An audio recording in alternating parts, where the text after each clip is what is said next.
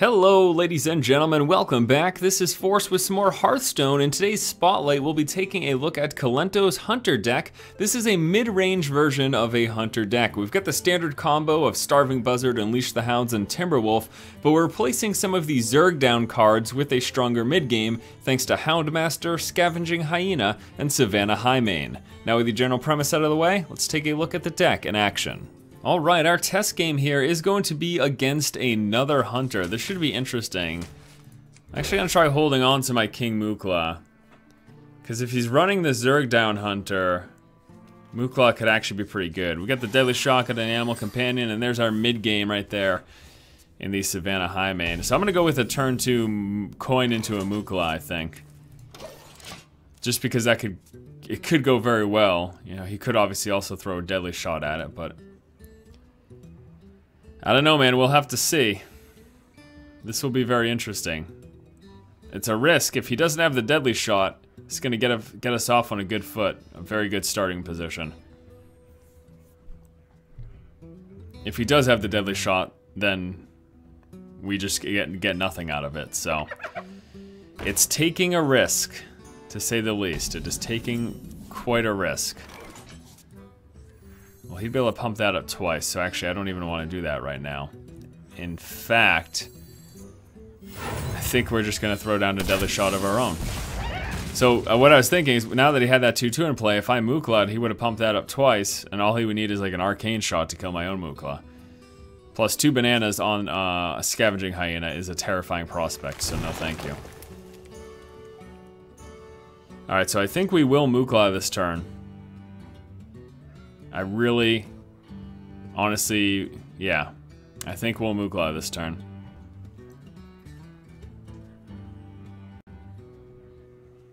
He is really thinking about these things.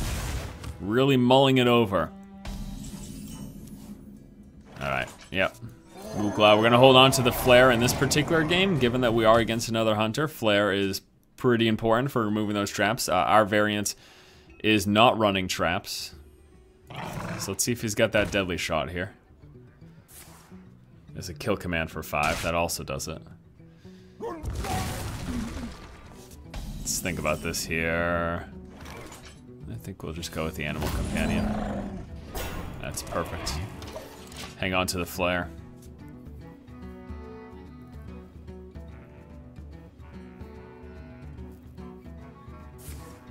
Here's an Animal Companion of his own. Gets that. We'll kill command to get rid of that. Yeah, we'll kill command to get rid of that. Kill command doesn't get rid of it anymore. Owl kill command does. Could also, I probably don't want to Hunter's Mark that one though.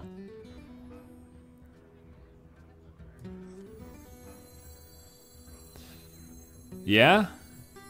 Yeah, let's Owl kill command. And then I'm just going to hit him in the face for 4 and pass it over.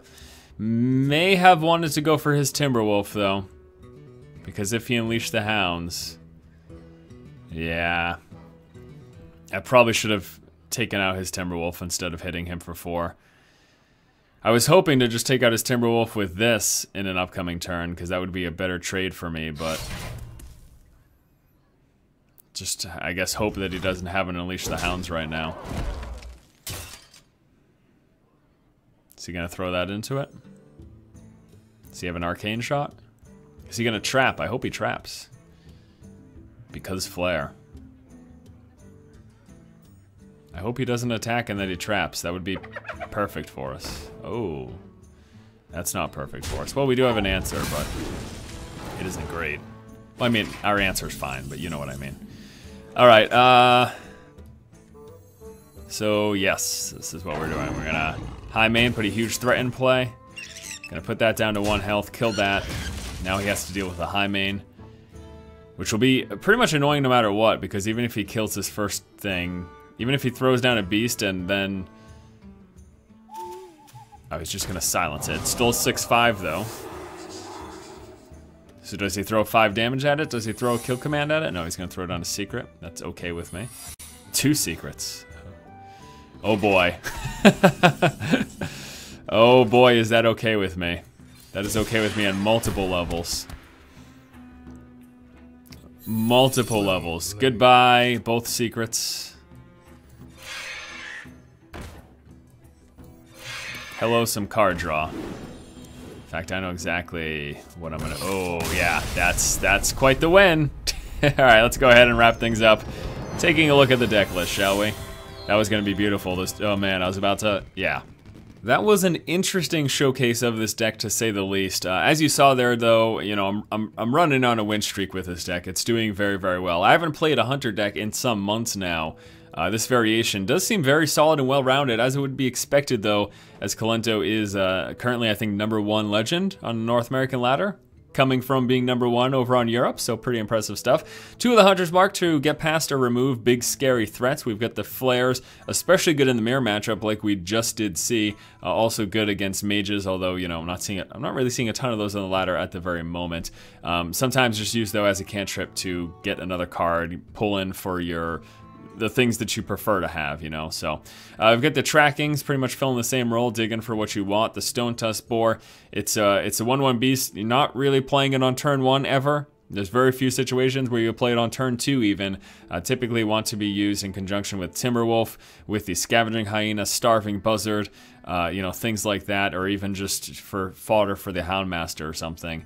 That's usually where you're going to be seeing the Stonetusk Boar come into play. Timberwolf, because we've got a ton of beasts, and obviously it synergizes with the Unleash the Hounds as well, which is our next card, the Unleash the Hounds, in conjunction with Starving Buzzard, makes for some pretty ridiculous hand filling, and then couple that with the Timberwolf, and you've got the potential to clear a lot of your opponent's board. Remember, this deck more focused on the mid game, less on zerging down, so removing your opponent's creatures can be very valuable a lot of the time. Ironbeak Owl for getting past big threats, silencing those target minions.